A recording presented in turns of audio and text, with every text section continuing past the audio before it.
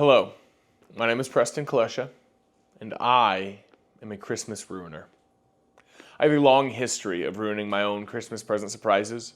In some sense, I think that the joy of super sleuthing my way to figuring out my presents is almost just as fun as getting the presents itself. The first year I remember doing it, I was about 6 years old. I had been begging my parents for a guitar. One day when they took a nap and they left me to do my homework, I began my hunt. And I found it in a cabinet in the garage. It was a terrible hiding place. Another year, I stayed up until about 2 a.m. And once that I heard my parents had went to bed, I literally army crawled my way across the entire house to get to the living room, where I saw the bike that I had been begging my parents for months. It was sitting right in front of the tree, big old red bow on top. The next morning when we woke up, we ran to our presents. My dad took one look at me and he knew. And I know he knew. He gave me a look that just told me, you'd better be more excited right now. And I happily obliged. And we never talked about it, but I know that he knew that I knew. I did, in fact, love the bike. I'd been asking for it for so long. It was a bike that looked like a Harley Davidson motorcycle. It had big old handlebars, a deep low seat, fat tires. I thought it was so cool. I'd been begging my parents for it. And every time we talked about it, my parents told me the same thing over and over. They said, you're not going to like it. You're going to want one that's faster, one you can take in the desert, jump around with. But I would not listen. See, I knew exactly what I wanted. They told me over and over again that I wouldn't like it, and I promised them I'd love it. And there it was, Christmas morning, my bike. My brother got a bike too, the one that my parents said that I would want. But forget that, I had my bike. We went outside and we rode them around town with our friends. It was here and it was everything I had been dreaming of. It was everything I had been begging for. The bike was mine. And after like 30 minutes of riding it, I hated it. It was slow. I couldn't take it off road. I couldn't jump it. I couldn't go fast. I hated it. And I pulled into my driveway. And my parents took one look at me and they knew they were right. How could I go from loving something so much 30 minutes ago to hating it and ashamedly asking my parents if we could return it? And for what it's worth, they kept the receipt because they knew that I wouldn't want to keep it. Honestly, it's because I didn't actually love it. Like I said I did. I thought that I did, but man, we just throw around the word love for everything, huh? I love this bike. I love this song. I love a good burger and fries, which, pretty close. And the holiday is just full of stuff that we love so much. We love peppermint mochas. We love Christmas carols. We love lights. We love presents. We love. We just love everything, don't we? It's become a catch-all for everything that feels good about the holiday season. And I'm not going to sit here and I'm not going to say that you need to stop using the word love because honestly, it is such a natural part of our speech that no one means anything nefarious by it. But it is important that we understand the difference between loving a Christmas present and the love that God has for us and the love that God calls us to. See, this season, we of the church has been focusing on a tradition that Christian churches have been doing together since the 4th century. It's called Advent. It's a season in which the churches gather together in the midst of the holiday hustle and bustle, and it remembers what all of the holly and all of the jolly was originally about. It's broken into 4 weeks of remembering that Christ is the focal point of the Christmas season. And in Advent, we reflect on hope, peace, joy, and love. The hope that we're found on and reflecting is in the promises of God, waiting in patient anticipation that he will fulfill his promises, just as he did with the birth of Jesus Christ. God's people waited in hope and anticipation for the birth of the Messiah. And now, we wait in hope and anticipation for the return of that very same Savior. The peace that we reflect on is prophesied in Isaiah 9. It says, for to us a child is born, to us a son is given. The government will be on his shoulders, and he will be called Wonderful Counselor, Mighty God, Everlasting Father, Prince of Peace. Jesus brought us peace, but not with the world. He brought us peace with God, a unity that we broke and he fixed. And eventually he will bring a peace to all of us when he returns in glory, bringing a new earth with true peace. We reflect on the joy that we have in God always, and how he doesn't promise us fleeting good feelings. He gives us true joy with security in our safety and our salvation. Joy that we serve a God who does what he promises, providing the ultimate sacrifice in the form of his perfect Son, born into a less than perfect world, all culminating in love. You see, the love that we celebrate during Advent isn't the type of love that a 10-year-old has for his fake Harley bike. It's not a love that you accidentally stumble into. It's not even a love like your favorite cheesy movie when the best friend's hands finally touch in the popcorn bucket. It's not accidental love. It's love on purpose. It's intentional, one that matters. The Greek word that the New Testament uses over and over again for the word love is agape. And fun fact, for a long time, scholars thought that the word agape was made up by Christians to speak specifically about a godly type love. It was so prevalent in Christian literature and throughout the Bible that they thought it was our special word that we just made. Now, we would later find out that it was in fact not made up by Christians, and other Roman and ancient literature used the word as well if they were writing in that language, but it was used so much by Christians that it was associated with only us for a time. Do you have something that you say so much that the people around you credit you when they say it? Like a catchphrase. If you're with someone right now, look at them. Tell them what their catchphrase is. Be nice, okay? It's Christmas. Be nice to them.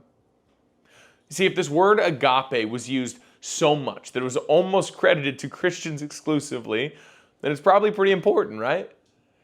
See, we've translated agape into the word love, but it is so much more than loving a material object. Agape love has action behind it, intention. It's a love that doesn't just say, I love you, it shows you. It backs it up. Have you ever had a best friend who didn't invite you to their birthday party or to their wedding? Of course you haven't. Because if they didn't, then they're not your best friend. God doesn't just tell us that he loves us.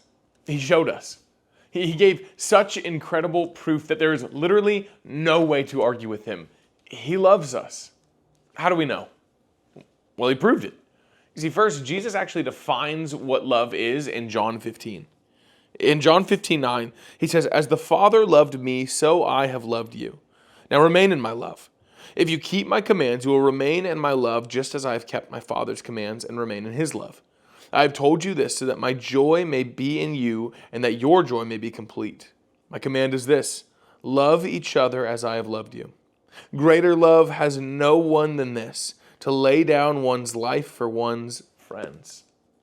There is no greater way to show genuine love, agape, than to lay down your life for someone. And true to his word and his character, he did. Romans 5:6 says, "You see, just at the right time, when we were still powerless, Christ died for the ungodly. Very rarely will one die for the righteous person, though for a good person, someone might possibly dare to die. But God demonstrates his own love for us in this: while we were still sinners, Christ died for us." This is what we remember and celebrate during the final week of Advent, the full, tested, complete love of God, gifted free to us from the birth, the life, the death, and the resurrection of Jesus Christ all those years ago. So what now? Are you not allowed to say that you love things anymore? Does it mean that you don't actually love anyone in your life until you eventually die for them? No, that my message is not going to stop Ozzy from telling me how much he loves fire trucks all of the time. And you're not going to be asked to die on behalf of your aunt who you say, "I love you" to every holiday that you see her. But if we want to show agape love to others, and just as Christ did for us, then we have to make sure that we value others as much as we value ourselves. Jesus said it best in Matthew 22, "Love the Lord your God with all of your heart and with all of your soul and all of your mind." This is the first and greatest commandment. And the second is like it: love your neighbor as yourself. All the law and the prophets hang on these two commandments. You see, we love God, agape, first and foremost. That means we don't just say that we love God, we live lives that actually prove it. Let me ask you, if you didn't tell anyone you were a Christian, would they know it? Could they tell by your actions, your schedules, your priorities, how you treat people? When we model our love for God after God's own design for love, it doesn't just sound different, it is different. It looks, feels, smells different. It's not a once a week go to church type of love. It's a day in and day out devotion to God's word, worship, and a life that follows him. Do you live like you love God? That's agape. And after loving God, the next thing is to love your neighbor as yourself. And let me tell you, your neighbor, that's everyone. And it's not just a smile at coworkers and kids at my school type of love. It's love that does something. It's giving up your lunch for someone who has no food, whether they're on the corner or a table next to you. It's forgiving that person again and again. It's going out and serving at charity or local soup kitchens, but in July, not just at Thanksgiving and Christmas time. It's loving people with actions and activities, not just this time of year, but all year long. And hey, let me tell you, I'm not immune to this. Every year, my family, we bake treats and we give them to all of our neighbors. And we give them a little card and a pen and our address. And it has a note that says, hey, if you need any prayer, we'd love to pray for you, put it in our mailbox. And let me tell you, in the couple years we've done this so far, we have had 0 people give us a card back. They like the treats. But here's the thing. We've done it every year. Only at Christmas. How thoughtful of us to do our Christian mandated good deed of the season, am I right? But Cass and I were talking to each other the other week, and we felt like we shouldn't just love our neighbors once a year. So we had to put on our calendar to do that type of stuff multiple times a year. And hopefully 12 months from now, I can say that maybe we got 1 card back. But agape love isn't about pats on the back or prayer card responses. See, when we love others, when we truly love others, our lives and our actions show it. That's what agape love is. It's a love that does. And our God, His love does. And His love did. As it says in 1 John, "Dear friends, let us love one another, for love comes from God. Everyone who loves has been born of God and knows God. Whoever does not love does not know God, because God is love. This is how God showed His love among us. He sent His one and only Son into the world that we might live through Him." The love in Advent is a reflection of the love that God has for us. May this Christmas season, and every season to come, rejoice in it. Merry Christmas, Happy New Year, and tag you're it. What a powerful reminder. The love we celebrate at Christmas isn't fleeting or accidental, it's intentional, active, and sacrificial. It's the love God shows us by sending His Son and the love He now calls us to live out toward Him and toward others. As we step into a new year, may we carry this agape love with us, loving God fully and loving others faithfully in every season. Thanks for being with us today. We'll see you back on campus in person on January 4th.